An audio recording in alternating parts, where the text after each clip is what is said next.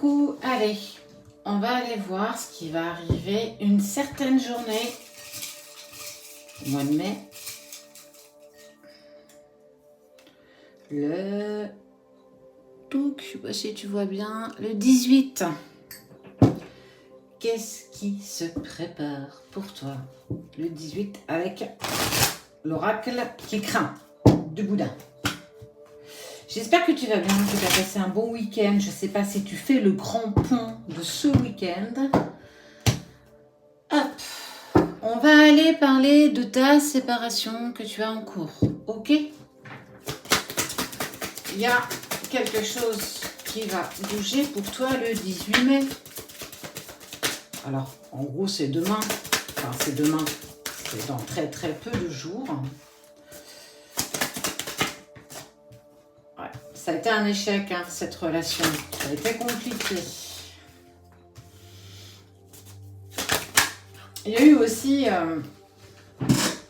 des petits problèmes financiers que tu as pu rencontrer là, ces derniers temps. Alors peut-être que tu avais des petits problèmes au niveau de ta trésorerie, peut-être des dépenses imprévues. En tout cas, on te parle bien. Ouais, je la cache parce qu'ils sont tout nus. On te parle bien de retour, mais que ça prend du retard. Il y a cette notion de temps. Toujours et encore. Bon, le 18, c'est pas très très loin en soi.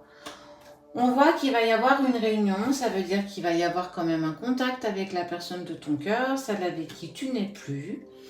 Et on te parle clairement aussi qu'il y a eu de la trahison. Ton autre a la sensation de t'avoir trahi et n'est pas du tout en accord avec ce qu'il t'a fait.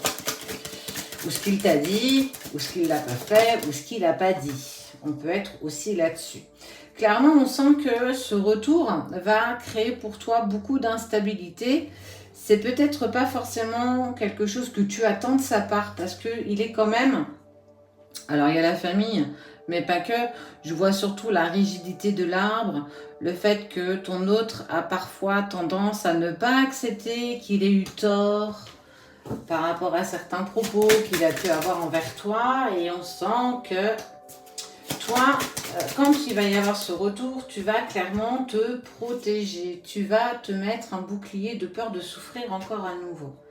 Mais fais attention parce qu'il ne faut pas non plus que tu bloques les choses positives qui peuvent arriver quand elle va reprendre contact avec toi. Ça veut dire que si tu ne te sens pas encore en accord avec cette reprise de communication, ose lui dire parce que tu pourrais certainement passer à côté d'un véritable bonheur partagé. Ouais, je l'ai comme ça.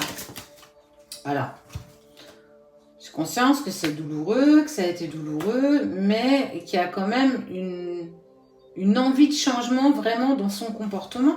C'est aussi peut-être quelque chose que tu as clairement demandé. En tout cas, on te parle de ton miroir magnétique. Magnétique, c'est tout ce qu'on attire à soi. Et là, pour le coup, on voit bien que vous êtes attirés l'un à l'autre. On s'aperçoit que ton ex prend conscience qu'il a clairement fait l'idiot et qu'il a été stupide par rapport à certains propos, certains faits qu'il a eu avec toi, certainement de mettre fin à votre relation soudainement. Et en plus, on voit qu'il a mis vos amis dans la confidence. Comment je peux récupérer la bêtise que j'ai faite? Ouais, tu vois, hein, je te parle bien de l'homme. Comment je peux récupérer la bêtise par rapport à toi? Comment vous pouvez me conseiller pour qu'on puisse se revoir, se retrouver? En tout cas, verdict, on parle des enfants. Alors, qu'est-ce que ça peut te signifier, les enfants? Ça veut dire que le verdict, il a clairement compris qu'il n'avait pas fait preuve de mûrité, n'importe quoi. Il n'avait pas fait preuve de maturité, c'est mieux. Et qu'en fait, c'était une personne qui était quand même assez jalouse de ce que tu étais capable de faire toute seule ou tout seul.